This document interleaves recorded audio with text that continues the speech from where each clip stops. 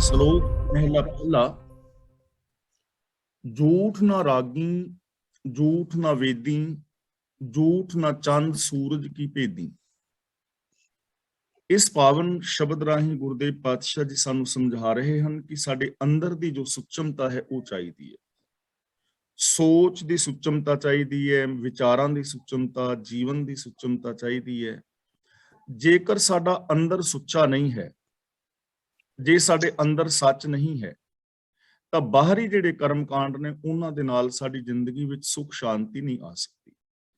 ਔਰ ਇਹ ਜੋ ਅੰਦਰ ਦੀ ਸੁਚਮਤਾ ਹੈ, ਇਹ ਰੱਬੀ ਰਜ਼ਾ ਵਿੱਚ ਤੁਰਨ ਨਾਲ ਔਰ ਰੱਬੀ ਗੁਣਾਂ ਦੇ ਧਾਰਨੀ ਹੋਣ ਦੇ ਨਾਲ ਆਏਗੀ, ਕਿਸੇ ਕਰਮ ਕਾਂਡ ਦੇ ਨਾਲ ਨਹੀਂ। ਇਹ ਚੀਜ਼ ਅਸੀਂ ਜਪਜੀ ਸਾਹਿਬ ਜੀ ਦੇ ਵਿੱਚ ਵੀ ਵਿਚਾਰ ਚੁੱਕੇ ਹਾਂ ਕਿ ਸਚਿਆਰ ਹੋਣ ਦਾ ਇੱਕ ਹੀ ਸਾਧਨ ਹੈ, ਹੁਕਮ ਰਜ਼ਾਈ ਚੱਲਣਾ, ਨਾਨਕ ਲਿਖਿਆ ਨਾਲ। ਤਾਂ ਪਹਿਲਾ ਬਚਨ ਕਰਦੇ ਨੇ, ਝੂਠ ਨਾ ਰਾਗੀ, ਝੂਠ ਨਾ ਵੇਦੀ। ਰਾਗੀ ਦਾ ਮਤਲਬ ਰਾਗ ਗਾਉਣ ਦੇ ਨਾਲ, ਤੇ ਵੇਦੀ ਦਾ ਮਤਲਬ ਵੇਦ ਆਦਿਕ ਧਰਮ ਪੁਸਤਕਾਂ ਦੀ ਰਾਹੀਂ ਇਹਨਾਂ ਦੇ ਪਾਠ ਪਠਨ ਕਰਨ ਦੇ ਨਾਲ। ਤਾਂ ਗੁਰੂ ਜੀ ਕਹਿੰਦੇ ਨੇ ਰਾਗਾਂ ਦਾ ਗਾਇਨ ਮਨੁੱਖ ਦੇ ਅੰਦਰ ਕਈ ਹੁਲਾਰੇ ਬੇਸ਼ੱਕ ਪੈਦਾ ਕਰਦਾ ਹੈ, ਪਰ ਮਨੁੱਖ ਦੇ ਅੰਦਰ ਟਿਕੀ ਹੋਈ ਨਿੰਦਾ ਕਰਨ ਦੀ ਵਾਦੀ, ਈਰਖਾ ਦਵੇਸ਼ ਦੀ ਜਿਹੜੀ ਵਾਦੀ ਹੈ, ਉਸ ਮੈਲ ਨੂੰ ਇਹ ਦੂਰ ਨਹੀਂ ਕਰਦਾ। ਕਿ ਕੇਵਲ ਰਾਗਾਂ ਦੇ ਗਾਣ ਦੇ ਨਾਲ ਜੋ ਅੰਦਰ ਦੀ ਮੈਲ ਹੈ ਉਹ ਦੂਰ ਨਹੀਂ ਹੁੰਦੀ, ਜੇ ਸਿਰਫ ਰਾਗ ਗਾਏ ਜਾਣ ਤਾਂ। ਝੂਠ ਨਾ ਵੇਦੀ, ਜੋ ਵੇਦ ਆਦਿਕ ਧਰਮ ਪੁਸਤਕ ਨੇ, ਜੇ ਸਿਰਫ ਉਹਨਾਂ ਨੂੰ ਪੜ੍ਹਦੇ ਰਹੀਏ ਤਾਂ ਕੇਵਲ ਪੜ੍ਹਨ ਦੇ ਨਾਲ ਜਿਹੜੀ ਅੰਦਰ ਦੀ ਝੂਠ ਹੈ, ਅੰਦਰ ਦੇ ਜਿਹੜੇ ਵਿਕਾਰ ਨੇ, ਅੰਦਰ ਦੀ ਜੋ ਮਾਨਸਿਕਤਾ ਦੀ ਮੈਲ ਹੈ ਉਹ ਦੂਰ ਨਹੀਂ ਹੁੰਦੀ। ਝੂਠ ਨਾ ਚੰਦ ਸੂਰਜ ਕੀ ਭੇਦੀ। ਭੇਦੀ ਦਾ ਮਤਲਬ ਭੇਦਾਂ ਦੀ ਰਾਹੀਂ, ਕੀ ਭੇਦੀ ਦਾ ਮਤਲਬ ਦੇ ਭੇਦਾਂ ਦੀ ਰਾਹੀਂ। ਚੰਦ ਸੂਰਜ ਕੀ ਭੇਦੀ ਦਾ ਮਤਲਬ ਚੰਦਰਮਾ ਔਰ ਸੂਰਜ ਦੇ ਵੱਖੋ ਵੱਖ ਮੰਨੇ ਹੋਏ ਪਵਿੱਤਰ ਦਿਨ, ਜਿਵੇਂ ਸਗਰਾਂਦ ਹੈ, ਮੱਸਿਆ ਹੈ, ਪੂਰਨਮਾਸ਼ੀ ਹੈ। ਪੂਰਨਮਾਸ਼ੀ ਔਰ ਮੱਸਿਆ ਇਹ ਚੰਦਰਮਾ ਦੇ ਨਾਲ ਸੰਬੰਧਿਤ ਦਿਨ ਹੈ, ਤੇ ਸਗਰਾਂਦ ਜਿਹੜੀ ਹੈ ਇਹ ਸੂਰਜ ਦੇ ਨਾਲ ਸੰਬੰਧਿਤ ਦਿਨ ਹੈ। ਕਈ ਲੋਕ ਕਿਸੇ ਮਹੀਨੇ ਨੂੰ ਪਵਿੱਤਰ ਔਰ ਅਪਵਿੱਤਰ ਮੰਨਦੇ ਨੇ, ਜਿਵੇਂ ਅਸੀਂ ਆਮ ਸੁਣਦੇ ਹਾਂ ਸਗਰਾਂਦ ਦਾ ਪਵਿੱਤਰ ਦਿਹਾੜਾ, ਜਾਂ ਕਈ ਲੋਕ ਕਹਿੰਦੇ ਨੇ ਬੁੱਧ ਕਾਮ ਸੁੱਧ, ਤੇ ਸ਼ਨੀਵਾਰ ਨੂੰ ਅਸੀਂ ਲੋਹਾ ਨਹੀਂ ਖਰੀਦਣਾ, ਵਗੈਰਾ ਵਗੈਰਾ। ਤਾਂ ਗੁਰੂ ਜੀ ਕਹਿੰਦੇ ਨੇ ਮੱਸਿਆ, ਸਗਰਾਂਦ, ਪੂਰਨਮਾਸ਼ੀ ਆਦਿਕ ਚੰਦਰਮਾ ਔਰ ਸੂਰਜ ਦੇ ਵੱਖੋ ਵੱਖ ਮੰਨੇ ਹੋਏ ਪਵਿੱਤਰ ਜਿਹੜੇ ਦਿਹਾੜੇ ਨੇ, ਜਿਹੜੇ ਮੰਨੇ ਨੇ ਪਵਿੱਤਰ, ਸਮੇਂ-ਸਮੇਂ ਵੱਖ-ਵੱਖ ਕੀਤੀ ਪੂਜਾ ਦੀ ਰਾਹੀਂ ਵੀ ਮਨੁੱਖ ਦੇ ਅੰਦਰ ਦੀ ਮੈਲ ਨਹੀਂ ਜਾਂਦੀ, ਝੂਠ ਨਹੀਂ ਜਾਂਦੀ। ਜੇ ਕੋਈ ਚਾਹੇ ਕਿ ਮੈਂ ਸਗਰਾਂਦ ਮਨਾ ਲਵਾਂ, ਮੱਸਿਆ ਮਨਾ ਲਵਾਂ, ਪੂਰਨਮਾਸ਼ੀ ਮਨਾ ਲਵਾਂ, ਤੇ ਮੱਸਿਆ, ਸਗਰਾਂਦ, ਪੂਰਨਮਾਸ਼ੀ ਜਾਂ ਸੋਮਵਾਰ, ਮੰਗਲਵਾਰ ਦੇ ਦਿਨਾਂ ਦੇ ਭੇਦ ਕਰਕੇ ਔਰ ਖਾਸ ਕਰਮ ਕਾਂਡ ਕਰਕੇ ਅੰਦਰ ਦੀ ਝੂਠ ਚਲੀ ਜਾਏ ਤਾਂ ਅੰਦਰ ਦੀ ਝੂਠ ਨਹੀਂ ਜਾਂਦੀ। ਔਰ ਇਹਨਾਂ ਦਿਨਾਂ ਨੂੰ ਅਸੀਂ ਪਵਿੱਤਰ ਔਰ ਅਪਵਿੱਤਰ ਨਹੀਂ ਮੰਨ ਸਕਦੇ। ਕੋਈ ਦਿਨ ਆਪਣੇ ਆਪ ਵਿੱਚ ਪਵਿੱਤਰ ਨਹੀਂ ਹੈ। ਮੰਨ ਲਓ ਕਿ ਚੇਤ ਦੀ ਸਗਰਾਂਦ ਹੈ ਸਪੋਜ਼, ਤੇ ਅਸੀਂ ਕਹੀਏ ਕਿ ਸਗਰਾਂਦ ਦਾ ਪਵਿੱਤਰ ਦਿਹਾੜਾ, ਜਾਂ ਮੱਸਿਆ ਦਾ ਪਵਿੱਤਰ ਦਿਹਾੜਾ, ਜਾਂ ਪੂਰਨਮਾਸ਼ੀ ਦਾ ਪਵਿੱਤਰ ਦਿਹਾੜਾ, ਕਹਿਣ ਵਿੱਚ ਕੋਈ ਇਤਰਾਜ਼ ਨਹੀਂ ਜੇ ਕੋਈ ਕਹਿੰਦਾ। ਪਰ ਸਵਾਲ ਇਹ ਪੈਦਾ ਹੋਏਗਾ ਵੀ ਜੇ ਉਹ ਦਿਹਾੜਾ ਪਵਿੱਤਰ ਹੈ ਤਾਂ ਫਿਰ ਉਸ ਦਿਹਾੜੇ ਵਾਲੇ ਦਿਨ ਤਾਂ ਕਿਸੇ ਇੱਕ ਵੀ ਬੰਦੇ ਦੇ ਅੰਦਰ ਮੈਲ ਨਹੀਂ ਰਹਿਣੀ ਚਾਹੀਦੀ। ਹਰ ਇਨਸਾਨ ਸੱਚਾ ਸੁੱਚਾ ਹੋ ਜਾਣਾ ਚਾਹੀਦਾ ਹੈ, ਕਿਉਂਕਿ ਦਿਨ ਪਵਿੱਤਰ ਹੈ। ਤੇ ਜੇ ਦਿਨ ਦੀ ਪਵਿੱਤਰਤਾ ਨਾਲ ਅੰਦਰ ਦੀ ਪਵਿੱਤਰਤਾ ਹੁੰਦੀ ਹੋਏ ਤਾਂ ਮੱਸਿਆ, ਸਗਰਾਂਦ, ਪੂਰਨਮਾਸ਼ੀ ਵਾਲੇ ਦਿਨ ਤਾਂ ਕੋਈ ਪਾਪ ਅਪਰਾਧ ਹੋਣਾ ਹੀ ਨਹੀਂ ਚਾਹੀਦਾ। ਫਿਰ ਮੱਸਿਆ ਵਾਲੇ ਦਿਨ ਤੇ ਸਾਰਾ ਦਿਨ ਜੰਦਰੇ ਖੁੱਲੇ ਛੱਡ ਕੇ ਦੁਕਾਨਾਂ ਵਾਲੇ ਜਿੱਧਰ ਮਰਜ਼ੀ ਫਿਰਨ, ਚੋਰੀ ਹੋਣੀ ਨਹੀਂ। ਪਰ ਐਵੇਂ ਨਹੀਂ ਨਾ ਹੁੰਦਾ। ਤਾਂ ਗੁਰੂ ਜੀ ਕਹਿੰਦੇ ਨੇ ਸੂਰਜ ਔਰ ਚੰਦਰਮਾ ਦੇ ਦਿਨਾਂ ਦੇ ਜੋ ਭੇਦ ਨੇ, ਚੰਗੇ ਔਰ ਮਾੜੇ ਦੇ ਲੋਕਾਂ ਨੇ ਮੰਨੇ ਨੇ ਔਰ ਵਿਸ਼ੇਸ਼ ਕਰਮ ਕਾਂਡ ਕਰਦੇ ਨੇ, ਇਹਨਾਂ ਦੇ ਨਾਲ ਅੰਦਰ ਦੀ ਝੂਠ ਨਹੀਂ ਜਾਂਦੀ। ਝੂਠ ਨਾ ਅੰਨੀ, ਝੂਠ ਨਾ ਨਾਈ। ਅੰਨੀ ਦਾ ਮਤਲਬ ਅੰਨ, ਅੰਨ ਛੱਡਣ ਦੇ ਨਾਲ, ਵਰਤ ਰੱਖਣ ਦੇ ਨਾਲ ਅੰਦਰ ਦੀ ਝੂਠ ਨਹੀਂ ਜਾਂਦੀ। ਝੂਠ ਨਾ ਨਾਈ, ਨਾਈ ਦਾ ਮਤਲਬ ਤੀਰਥਾਂ ਤੇ ਨਹਾਉਣ ਦੇ ਨਾਲ, ਨਾ ਤੇ ਅੰਨ ਛੱਡਣ ਦੇ ਨਾਲ ਅੰਦਰ ਦੀ ਝੂਠ ਜਾਂਦੀ ਹੈ, ਔਰ ਨਾ ਤੀਰਥਾਂ ਤੇ ਨਹਾਉਣ ਦੇ ਨਾਲ ਅੰਦਰ ਦੀ ਝੂਠ ਜਾਂਦੀ ਹੈ। ਬਹੁਤ ਸਾਰੇ ਲੋਕ ਨੇ ਨਾ ਅੰਨ ਨਹੀਂ ਖਾਂਦੇ ਕਿ ਅਸੀਂ ਫਲਾਹਾਰੀ ਹਾਂ ਜਾਂ ਦੁੱਧਾਧਾਰੀ ਹਾਂ, ਹਾਂ, ਸਿਹਤ ਕਰਕੇ ਵੱਖਰੀ ਗੱਲ ਹੈ ਵੀ ਜੇ ਕੋਈ ਸਿਹਤ ਨੂੰ ਮੁੱਖ ਰੱਖ ਕੇ ਅੰਨ ਨਹੀਂ ਖਾਂਦਾ, ਫਲ ਖਾਂਦਾ ਤਾਂ ਉਹਦੀ ਮਰਜ਼ੀ ਹੈ, ਉਹਦੇ ਵਿੱਚ ਕੋਈ ਨੁਕਸਾਨ ਵਾਲੀ ਗੱਲ ਨਹੀਂ ਹੈ। ਲੇਕਿਨ ਜੇ ਇਹ ਸਮਝੇ ਕਿ ਮੈਂ ਅੰਨ ਛੱਡ ਕੇ ਤੇ ਧਰਮੀ ਹਾਂ, ਇਹਦੇ ਨਾਲ ਮੈਨੂੰ ਰੱਬ ਮਿਲੇਗਾ ਜਾਂ ਮੇਰੇ ਅੰਦਰ ਦੀ ਪਵਿੱਤਰਤਾ, ਮਾਨਸਿਕਤਾ ਦੀ ਪਵਿੱਤਰਤਾ ਹੋ ਜਾਏਗੀ, ਉਹ ਨਹੀਂ ਹੈ। ਤਾਂ ਗੁਰੂ ਜੀ ਕਹਿੰਦੇ ਨੇ ਵਰਤ ਰੱਖਣ ਦੇ ਨਾਲ ਕਦੇ ਵੀ ਅੰਦਰ ਦੀ ਪਵਿੱਤਰਤਾ ਨਹੀਂ ਹੁੰਦੀ। ਜਿਵੇਂ ਲੋਕ ਨਰਾਤੇ ਰੱਖਦੇ ਨੇ ਜਾਂ ਹੋਰ ਵਰਤ ਰੱਖਦੇ ਨੇ ਜਾਂ ਬਹੁਤ ਸਾਰੇ ਬਾਬੇ ਜਲਾਹਾਰੀ ਜਾਂ ਫਲਾਹਾਰੀ ਬਣੇ ਰਹਿੰਦੇ ਨੇ, ਉਹਦੇ ਨਾਲ ਕਦੇ ਵੀ ਅੰਦਰ ਦੀ ਪਵਿੱਤਰਤਾ ਨਹੀਂ ਹੁੰਦੀ। ਝੂਠ ਨਾ ਨਾਈ, ਨਾਈ ਦਾ ਮਤਲਬ ਤੀਰਥਾਂ ਤੇ ਨਹਾਉਣ ਦੇ ਨਾਲ, ਤੀਰਥਾਂ ਤੇ ਨਹਾਉਣ ਦੇ ਨਾਲ ਵੀ ਅੰਦਰ ਦੀ ਝੂਠ ਨਹੀਂ ਜਾਂਦੀ। ਨਾਵਣ ਚੱਲੇ ਤੀਰਥੀ, ਮਨ ਖੋਟੇ ਤਨ ਚੋਰ, ਇੱਕ ਪਾ ਲੱਥੀ ਨਾਤਿਆਂ, ਦੋਏ ਪਾ ਚੜੀਐ ਸਫੋਰ, ਬਾਹਰ ਧੋਤੀ ਤੂੰਬੜੀ, ਅੰਦਰ ਵਿਸ਼ ਨਿਕੋਰ, ਸਾਧ ਭਲੇ ਅਣਨਾਤਿਆਂ, ਚੋਰ ਸੇ ਚੋਰਾ ਚੋਰ। ਜੇ ਤੀਰਥਾਂ ਤੇ ਨਹਾਉਣ ਦੇ ਨਾਲ ਬੰਦੇ ਦੇ ਅੰਦਰ ਦੀ ਮਾਨਸਿਕਤਾ ਦੀ ਮੈਲ ਖਤਮ ਹੁੰਦੀ ਹੋਏ ਨਾ, ਪਾਪਾਂ ਵਿਕਾਰਾਂ ਦੀ, ਤਾਂ ਇੰਡੀਆ ਜੋ ਦੇਸ਼ ਹੈ ਇਹ ਦੁਨੀਆ ਦਾ ਸਭ ਤੋਂ ਪਵਿੱਤਰ ਦੇਸ਼ ਚਾਹੀਦਾ ਹੈ। ਇੱਥੇ ਦੁਨੀਆ ਦੇ ਸਭ ਤੋਂ ਜ਼ਿਆਦਾ ਇਮਾਨਦਾਰ ਲੋਕ ਚਾਹੀਦੇ ਨੇ, ਕਿਉਂਕਿ ਤੀਰਥਾਂ ਦੇ ਉੱਤੇ ਇਸ਼ਨਾਨ ਸਭ ਤੋਂ ਜ਼ਿਆਦਾ ਇੰਡੀਆ ਦੇ ਵਿੱਚ ਹੁੰਦਾ ਹੈ। ਤਾਂ ਤੀਰਥਾਂ ਤੇ ਨਹਾਉਣ ਦੇ ਨਾਲ ਅੰਦਰ ਦੀ ਮੈਲ ਨਹੀਂ ਜਾਂਦੀ। ਝੂਠ ਨਾ ਮੀਂਹ ਵਰਿਆ ਸਭ ਥਾਈਂ, ਤਾਂ ਗੁਰੂ ਜੀ ਕਹਿੰਦੇ ਨੇ ਵੀ ਸਾਰੇ ਥਾਵਾਂ ਦੇ ਉੱਤੇ ਮੀਂਹ ਪੈਂਦਾ ਹੈ, ਧਰਤੀ ਵਨਸਪਤੀ ਆਦਿਕ ਬਾਹਰਲੀ ਮੈਲ ਧੁੱਪ ਜਾਂਦੀ ਹੈ, ਪਰ ਮੀਂਹ ਪੈਣ ਦੇ ਨਾਲ ਅੰਦਰ ਦੀ ਮੈਲ ਨਹੀਂ ਜਾਂਦੀ। ਇੱਥੇ ਮੀਂਹ ਵਰਿਆ ਦਾ ਮਤਲਬ ਇੰਦਰ ਦੇਵਤੇ ਦੀ ਪੂਜਾ ਕੀਤਿਆਂ।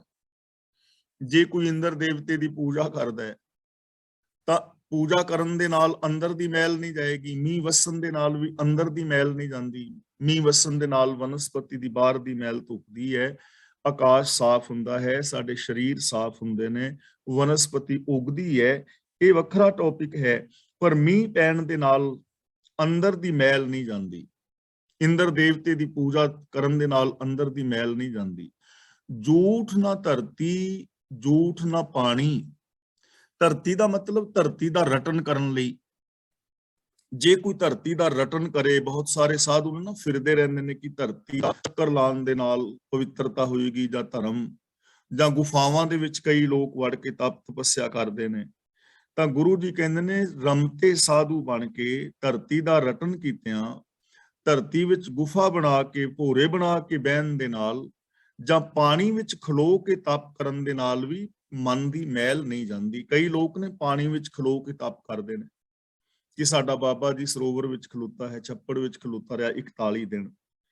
ਤਾਂ ਜੇ ਛੱਪੜਾਂ ਦੇ ਵਿੱਚ ਖਲੋਣ ਨਾਲ ਜਾਂ ਇਸ ਤਰ੍ਹਾਂ ਤਪ ਕਰਨ ਦੇ ਨਾਲ ਮੁਕਤੀ ਹੁੰਦੀ ਹੋਵੇ, ਤਾਂ ਕਬੀਰ ਜੀ ਨੇ ਕਿੰਨੇ ਪਿਆਰੇ ਬਚਨਾਂ ਨਾਲ ਸਾਨੂੰ ਸਮਝਾਇਆ ਕਿ ਡੱਡੂ ਮੱਛੀਆਂ ਤੇ ਫਿਰ ਸਾਰੇ ਮੁਕਤ ਹੀ ਹੋ ਜਾਣ ਨਾ। ਜਲ ਕੈ ਮੱਜਨ ਜੇ ਗਤ ਹੋਵੇ, ਨਿਤ ਨਿਤ ਮੇਂਢਕ ਨਾਵੇਂ, ਜੈਸੇ ਮੇਂਢਕ ਤੈਸੇ ਹੋਏ ਨਰ ਫਿਰ ਦੂਣੀ ਆਵੇ।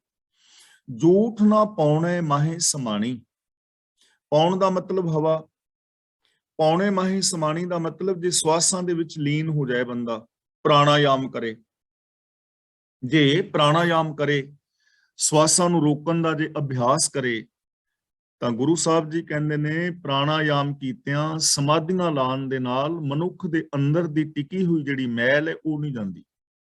ਜੇ ਤੁਸੀਂ ਪ੍ਰਾਣਾਯਾਮ ਵੀ ਕਰਦੇ ਹੋ, ਜੇ ਤੁਸੀਂ ਅਨੁਲੋਮ ਵਿਲੋਮ ਕਰਦੇ ਹੋ ਜਾਂ ਹੋਰ ਕੋਈ ਪ੍ਰਾਣਾਯਾਮ ਕਿਸੇ ਵੀ ਢੰਗ ਦਾ ਕਰਦੇ ਹੋ, ਤਾਂ ਸਰੀਰਕ ਸਿਹਤ ਵਾਸਤੇ ਉਹ ਠੀਕ ਹੋ ਸਕਦਾ ਹੈ ਸਰੀਰਕ ਸਿਹਤ ਵਾਸਤੇ ਠੀਕ।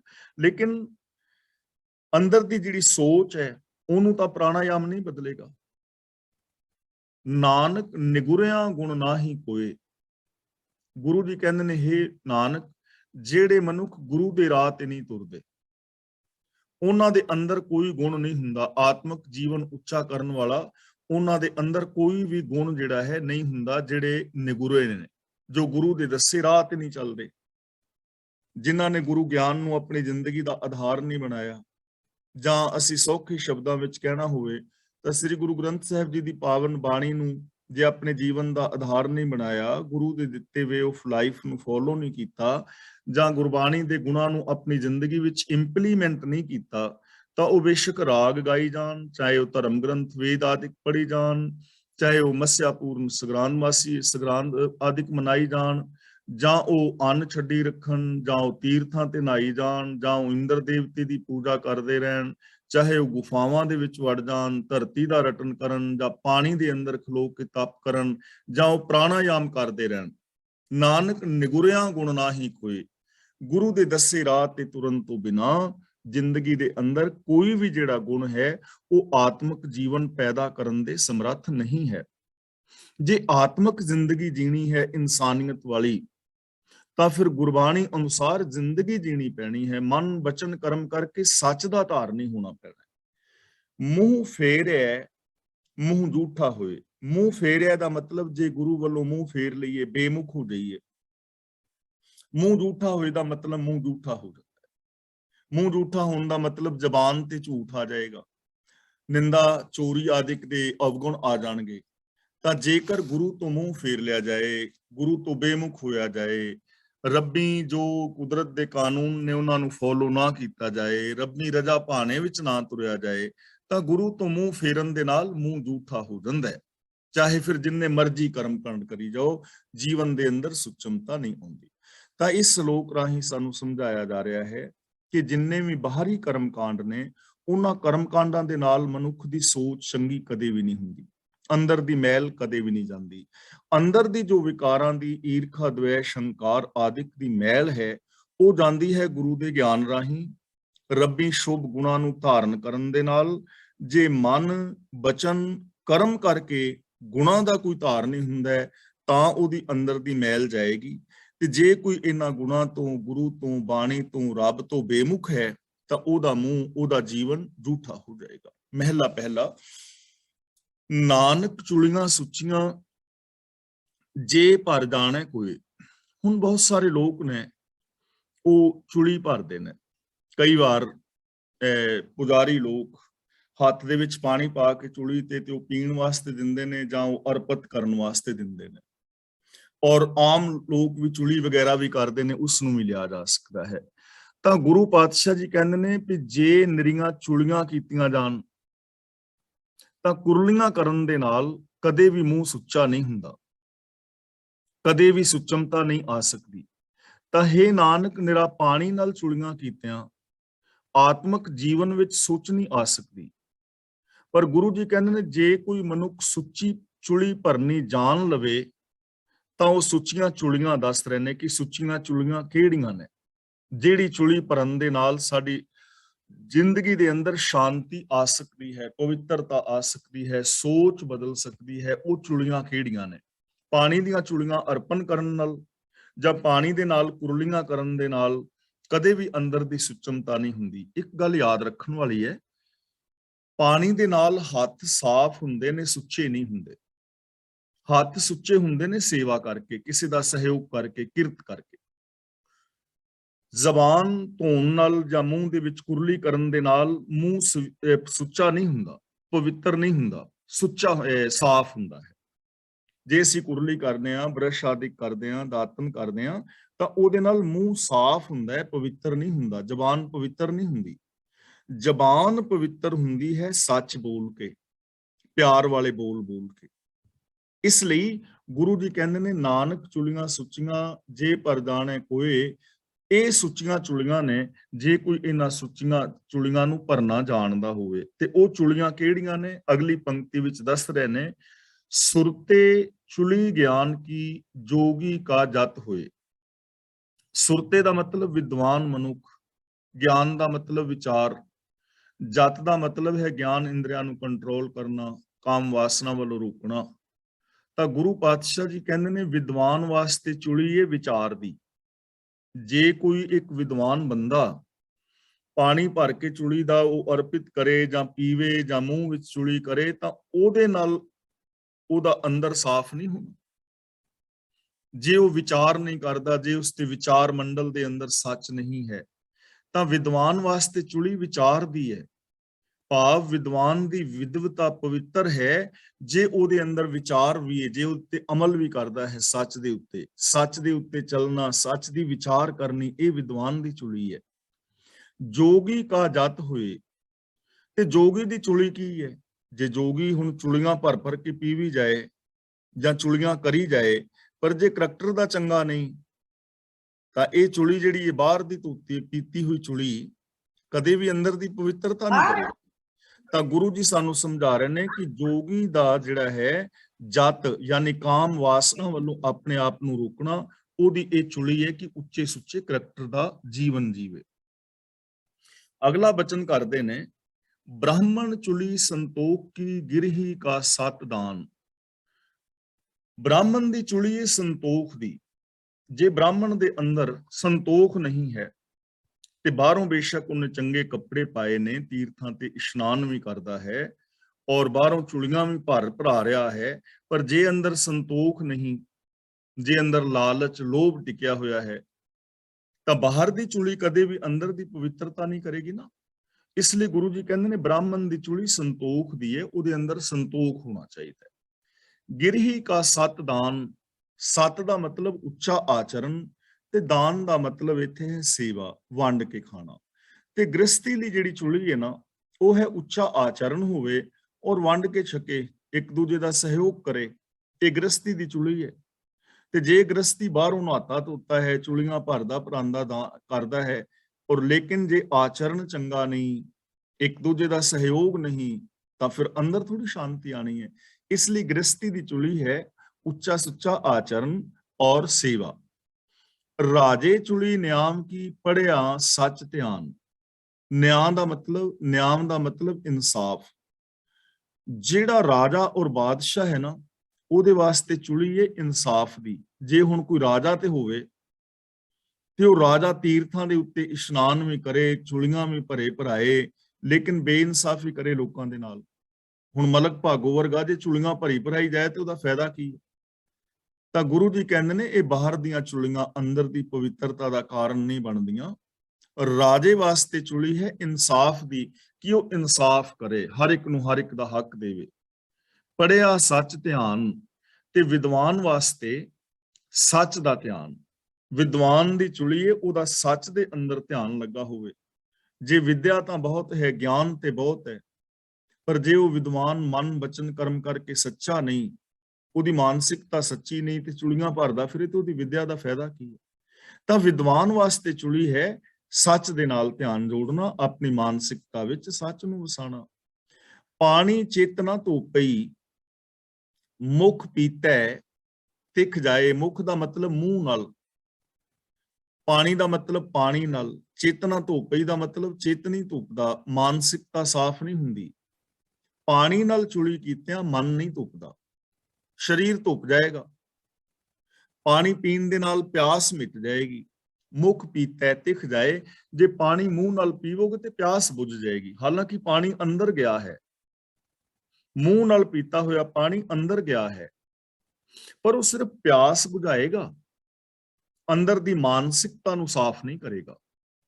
ਇਸ ਲਈ ਗੁਰੂ ਪਾਤਸ਼ਾਹ ਜੀ ਕਹਿੰਦੇ ਨੇ ਕਿ ਪਾਣੀ ਦੀਆਂ ਚੁਲੀਆਂ ਕਰਨ ਦੇ ਨਾਲ ਕਦੇ ਵੀ ਮਾਨਸਿਕਤਾ ਸਾਫ਼ ਨਹੀਂ ਹੁੰਦੀ, ਸਿਰਫ ਪਾਣੀ ਪੀਣ ਦੇ ਨਾਲ ਪਿਆਸ ਬੁਝ ਜਾਂਦੀ ਹੈ।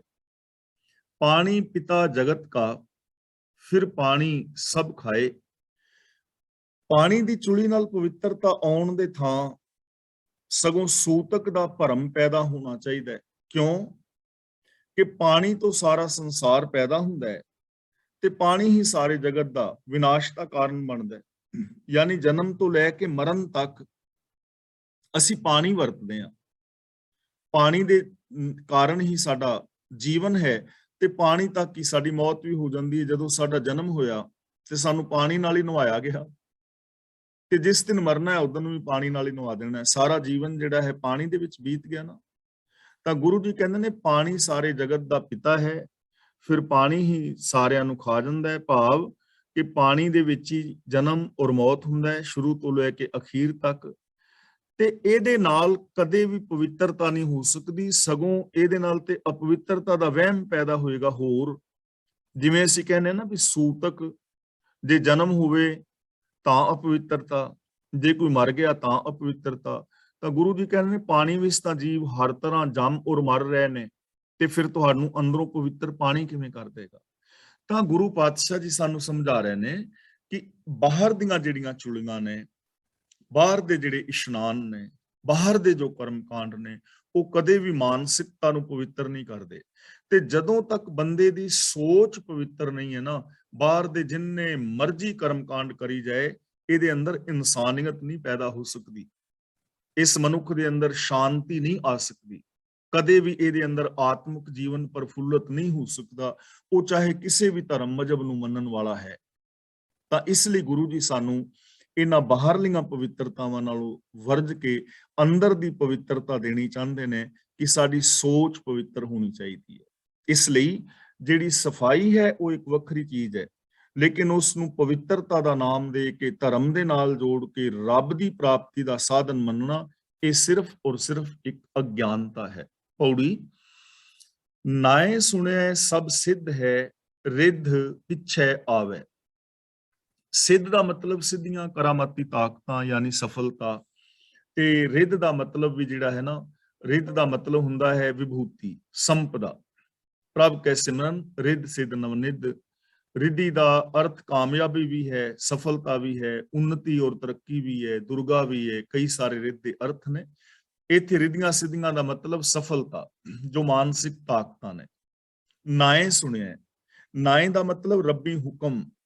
ਜੇ ਰੱਬੀ ਹੁਕਮ ਨੂੰ ਸੁਣਿਆ ਜਾਏ, ਰੱਬੀ ਸਿਫਤ ਸਲਾਹ ਸੁਣੀ ਜਾਏ, ਤਾਂ ਸਾਰੀਆਂ ਰਿੱਧੀਆਂ ਸਿੱਧੀਆਂ ਪਿੱਛੇ ਲੱਗੀਆਂ ਫਿਰਦੀਆਂ ਨੇ। ਮਤਲਬ ਕਿ ਸਾਰੇ ਸੁੱਖ ਮਿਲ ਜਾਂਦੇ ਨੇ ਔਰ ਜੀਵਨ ਦੇ ਅੰਦਰ ਕਾਮਯਾਬੀ ਅਤੇ ਸਫਲਤਾ ਹਾਸਲ ਹੋ ਜਾਂਦੀ ਹੈ ਨਾਮ ਨੂੰ ਸੁਣਨ ਦੇ ਨਾਲ। ਨਾਮ ਦਾ ਮਤਲਬ ਰੱਬ ਦਾ ਹੁਕਮ। ਹੁਣ ਇਹ ਚੀਜ਼ ਨਾ ਥੋੜੀ ਜਿਹੀ ਸਮਝਣ ਵਾਲੀ ਹੈ। ਅਸੀਂ ਜੋ ਕੁਝ ਸੁਣਦੇ ਹਾਂ ਉਹ ਸਾਡੇ ਅੰਦਰ ਚਲਾ ਜਾਂਦਾ ਹੈ, ਤੇ ਵੈਸੇ ਅਸੀਂ ਬਣ ਵੀ ਜਾਂਦੇ ਹਾਂ।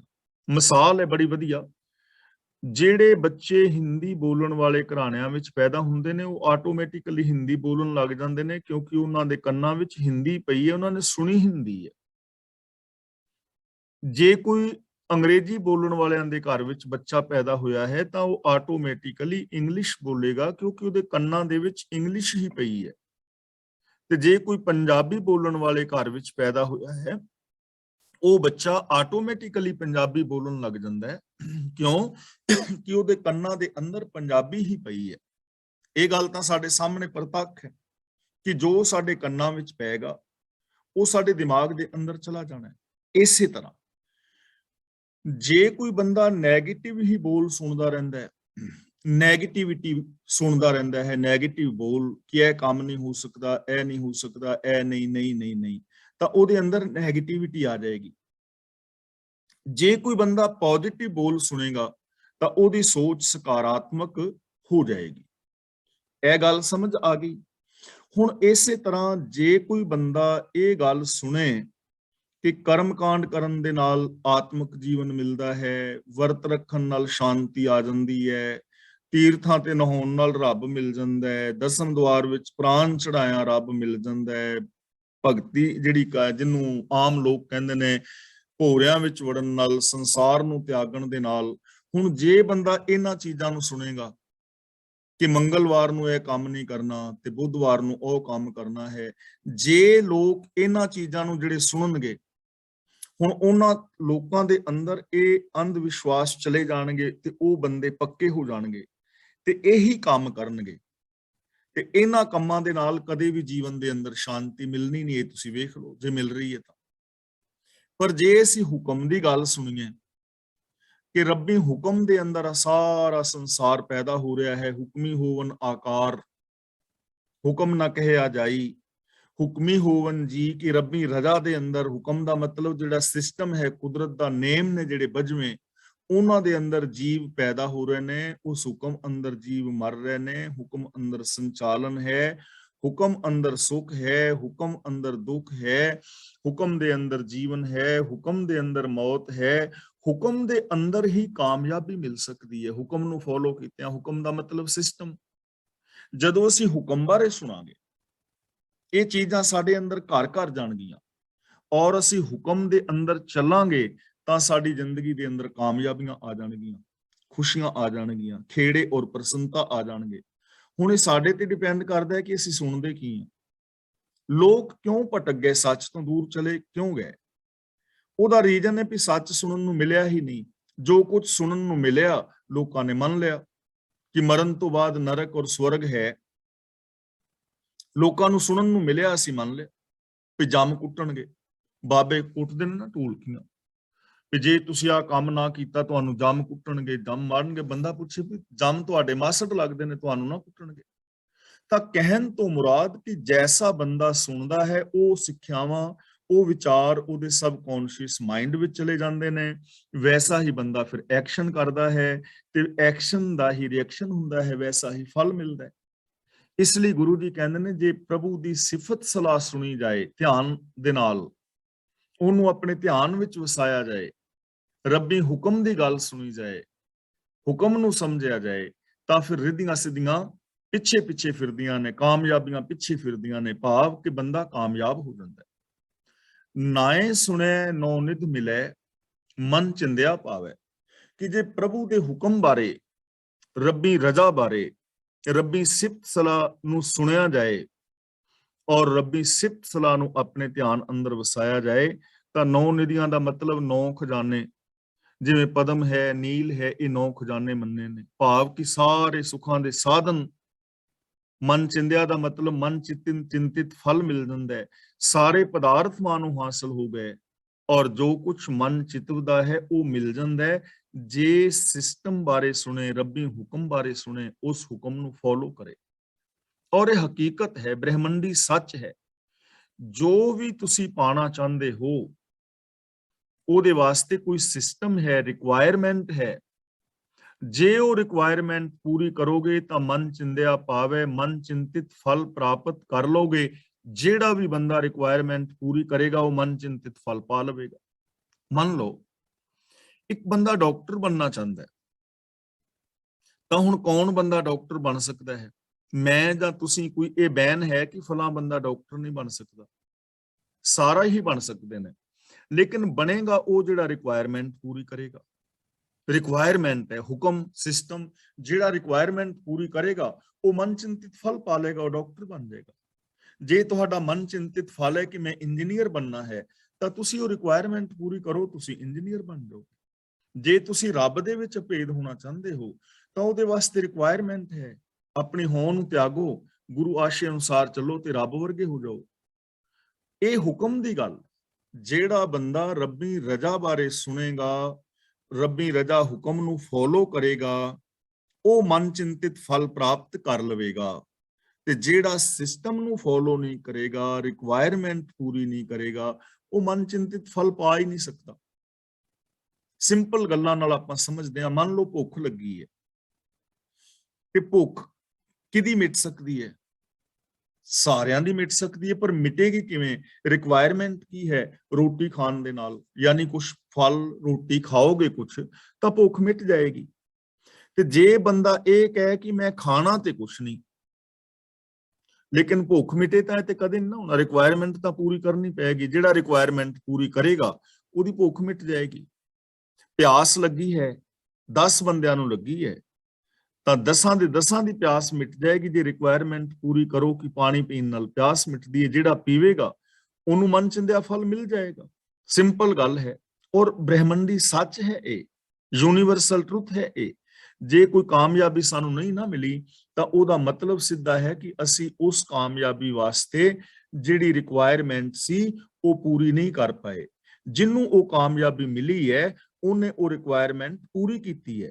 ਇਸ ਲਈ ਗੁਰੂ ਜੀ ਕਹਿ ਰਹੇ ਨੇ ਨਾਏ ਸੁਣਿਆ, ਜੇ ਰੱਬੀ ਹੁਕਮ ਬਾਰੇ ਸੁਣਿਆ ਜਾਏ ਔਰ ਰੱਬੀ ਹੁਕਮ ਨੂੰ ਮਨ ਵਿੱਚ ਵਸਾਇਆ ਜਾਏ, ਫੋਲੋ ਕੀਤਾ ਜਾਏ, ਤਾਂ 9 ਨਿਧੀਆਂ ਦਾ ਮਤਲਬ ਸਾਰੇ ਸੁੱਖ ਮਿਲ ਜਾਂਦੇ ਨੇ ਔਰ ਬੰਦਾ ਮਨ ਚਿੰਤਿਤ ਫਲ ਪਾ ਲੈਂਦਾ ਹੈ। ਮਨ ਚਿੰਤਿਤ ਫਲ ਕਿਹੜੇ ਨੇ? 3 ਕੁ ਐਸੀਆਂ ਚੀਜ਼ਾਂ ਨੇ ਜਿਹੜੀਆਂ ਪੂਰੀ ਦੁਨੀਆ ਦਾ ਹਰ ਇਨਸਾਨ ਚਾਹੁੰਦਾ ਹੈ। ਪਹਿਲੀ ਗੱਲ ਕਿ ਮੈਨੂੰ ਸੁੱਖ ਮਿਲੇ, ਦੂਜੀ ਗੱਲ ਕਿ ਮੈਨੂੰ ਮਾਣ, ਆਦਰ ਔਰ ਪਿਆਰ ਮਿਲੇ, ਤੇ ਤੀਜੀ ਗੱਲ ਮੈਂ ਮੁਕਤ ਹੋ ਜਾਵਾਂ। ਤੇ ਜੇ ਰੱਬੀ ਰਜ਼ਾ ਦੇ ਵਿੱਚ ਰਹੋਗੇ ਤੇ ਇਹ ਤਿੰਨੇ ਚੀਜ਼ਾਂ ਮਿਲ ਜਾਣਗੀਆਂ। ਰਿਕੁਆਇਰਮੈਂਟ ਹੈ ਜਿਹੜਾ ਪੂਰੀ ਕਰੇਗਾ ਉਹ ਪਾ ਲੇਗਾ। ਨਾਏ ਸੁਣਿਆ ਸੰਤੋਖ ਹੋਏ, ਕਵਲਾ ਚਰਨ ਤੇ ਆਵੇ। ਨਾਏ ਸੁਣਿਆ ਦਾ ਮਤਲਬ ਜੇ ਰੱਬ ਦੀ ਸਿਫਤ ਸਲਾਹ ਸੁਣੀ ਜਾਏ, ਰੱਬੀ ਹੁਕਮ ਸੁਣਿਆ ਜਾਏ ਔਰ ਰੱਬੀ ਹੁਕਮ ਨੂੰ ਸੁਣ ਕੇ ਫੋਲੋ ਕੀਤਾ ਜਾਏ, ਸੁਣਨ ਦਾ ਮਤਲਬ ਅੰਦਰ ਵਸਾ ਲਿਆ ਜਾਏ, ਤਾਂ ਕੀ ਹੁੰਦਾ ਹੈ? ਸੰਤੋਖ ਹੋਏ, ਬੰਦੇ ਦੀ ਜ਼ਿੰਦਗੀ ਵਿੱਚ ਸੰਤੋਖ ਪੈਦਾ ਹੋ ਜਾਂਦਾ ਹੈ। ਜੇ ਬੰਦਾ ਰੱਬੀ ਹੁਕਮ ਬਾਰੇ ਸੁਣੇ, ਰੱਬੀ ਸਿਫਤ ਸਲਾਹ ਨੂੰ ਸੁਣੇ, ਉਹਨੂੰ ਆਪਣੇ ਮਨ ਦੇ ਅੰਦਰ ਵਸਾਏ, ਤਾਂ ਬੰਦੇ ਨੂੰ ਸੰਤੋਖ ਆ ਜਾਏਗਾ। ਸੰਤੋਖ ਕਿਵੇਂ ਆ ਜਾਏਗਾ?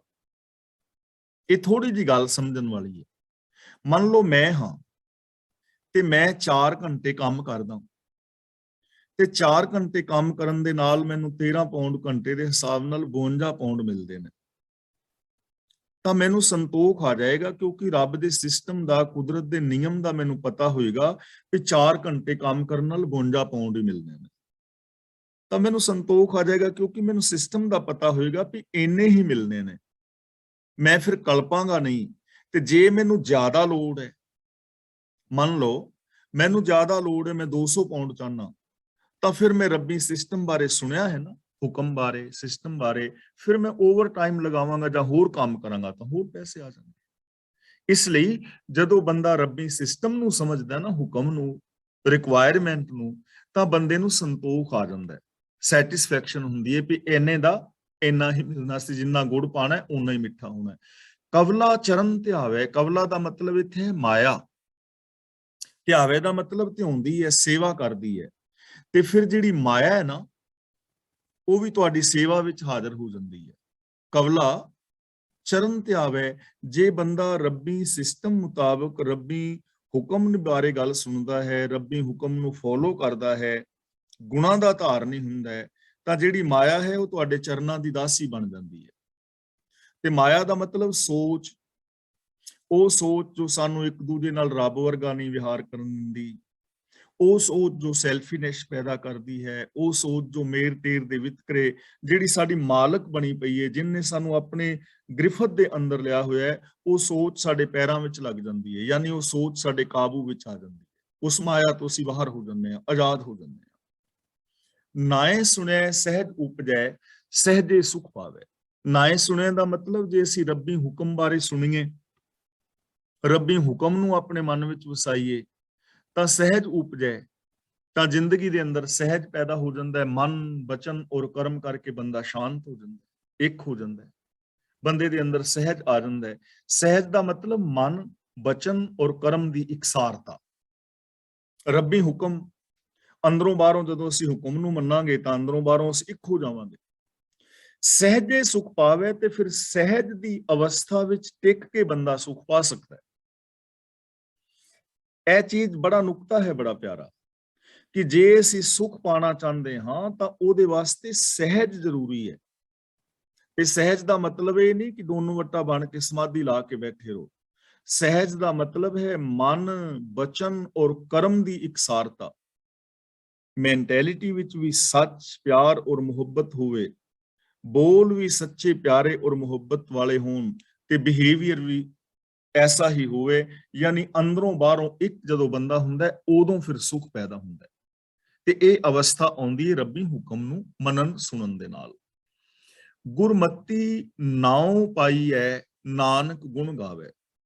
ਹੁਣ ਇਹ ਗੱਲਾਂ ਤਾਂ ਸਮਝ ਆ ਗਈਆਂ ਕਿ ਰੱਬੀ ਹੁਕਮ ਦੇ ਅੰਦਰ ਤੁਰਿਆ, ਰੱਬੀ ਹੁਕਮ ਨੂੰ ਸੁਣਿਆ, ਸਾਨੂੰ ਇਹ ਸਾਰੀਆਂ ਦਾਤਾਂ ਮਿਲ ਸਕਦੀਆਂ ਨੇ। ਪਰ ਹੁਣ ਆਖਿਰਲਾ ਸਵਾਲ ਇਹ ਹੈ ਕਿ ਇਹ ਨਾਮ ਜਿਹੜਾ ਹੈ, ਰੱਬੀ ਹੁਕਮ ਹੈ, ਇਹਦੀ ਸਮਝ ਕਿਵੇਂ ਪਵੇ? ਇਹਦੇ ਬਾਰੇ ਕੌਣ ਸੁਣਾਏ, ਕਿਹਦੇ ਤੋਂ ਸੁਣੀਏ? ਕਿਉਂਕਿ ਇਸ ਜਗਤ ਦੇ ਅੰਦਰ ਤੇ ਕਰਮ ਕਾਂਡਾਂ ਦਾ ਬੋਲਬਾਲਾ ਹੈ। ਕਿਸੇ ਬਾਬੇ ਕੋਲ ਜਾਈਏ, ਉਹ ਕਹਿੰਦਾ ਫਲਾਂ ਤੀਰਥ ਤੇ ਨਹਾ ਕੇ ਆਓ। ਦੂਜੇ ਬਾਬੇ ਦੇ ਕੋਲ ਜਾਈਏ, ਉਹ ਕਹਿੰਦਾ ਫਲਾਣਾ ਕੰਮ ਕਰੋ। ਇੱਥੇ ਤੇ ਕਰਮ ਕਾਂਡਾਂ ਦੀ ਭਰਮਾਰ ਹੈ, ਤਾਂ ਕਿਵੇਂ ਕਰੀਏ? ਇੱਕ ਨਾ ਬੀਬੀ ਸੀ ਤੇ ਆਪਣੇ ਘਰ ਵਾਲੇ ਨੂੰ ਕਹਿੰਦੀ ਕਿ ਮੈਂ ਜਾਣਾ ਬਾਬਿਆਂ ਦੇ ਦਰਸ਼ਨ ਕਰਨ, ਬਾਬੇ ਬੜੇ ਪਹੁੰਚੇ ਨੇ।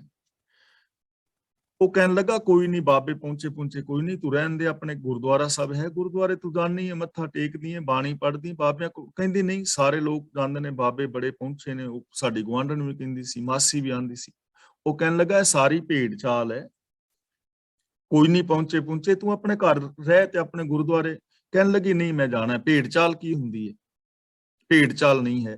ਕਹਿੰਦਾ ਚੱਲ ਫਿਰ ਜੇ ਤੂੰ ਚਲੀ ਜਾ, ਜੇ ਭੇਡ ਚਾਲ ਬਾਰੇ ਪੁੱਛਣਾ ਨਾ, ਭੇਡ ਚਾਲ ਕੀ ਹੁੰਦੀ ਹੈ, ਤਾਂ ਫਿਰ ਮੈਂ ਤੈਨੂੰ ਦੱਸਣਾ ਵੀ ਬਾਬੇ ਦੇ ਡੇਰੇ ਤੇ ਜਿਹੜੀ ਟਰਾਲੀ ਚੱਲੀ ਹੈ ਨਾ, ਇਹਦੇ ਵਿੱਚ ਬਹਿ ਜਾ, ਬਾਬੇ ਦੇ ਡੇਰੇ ਤੇ ਜਾਈ, ਤੇ ਬਾਬੇ ਨੇ ਰੱਖੇ ਨੇ ਖੋਤੇ, ਤੇ ਇੱਕ ਫੁੱਲਾਂ ਦੀ ਮਾਲਾ ਲੈ ਜਾ, ਤੇ ਟਰਾਲੀ ਚੋਂ ਉਤਰ ਕੇ ਸਭ ਤੋਂ ਪਹਿਲਾਂ ਬਾਬੇ ਦੇ ਕਿਸੇ ਨਾ ਖੋਤੇ ਦੇ ਗਲ ਵਿੱਚ ਪਾਈ ਫੁੱਲਾਂ ਦਾ ਹਾਰ, ਤੇ ਨਾਲ ਖੋਤੇ ਨੂੰ ਟੇਕੀ ਮੱਥਾ।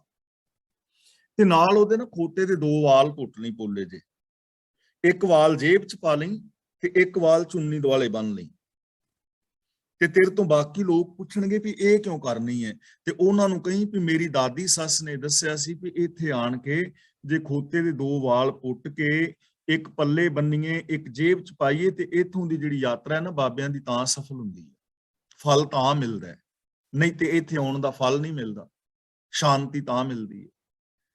ਤੈਨੂੰ ਭੇਡ ਚਾਲ ਦਾ ਆਪੇ ਪਤਾ ਲੱਗ ਗਿਆ। ਇਹ ਗਈ ਇਹਨੇ ਚਲੋ ਪਤੀ ਦੀ ਗੱਲ ਮੰਨ ਲਈ, ਫੁੱਲਾਂ ਦਾ ਹਾਰ ਲੈ ਗਈ, ਉੱਥੇ ਬਾਬੇ ਨੇ ਰੱਖੇ ਸਨ ਖੋਤੇ ਮਿੱਟੀ ਮੁੱਟੀ ਢੋਣ ਵਾਸਤੇ।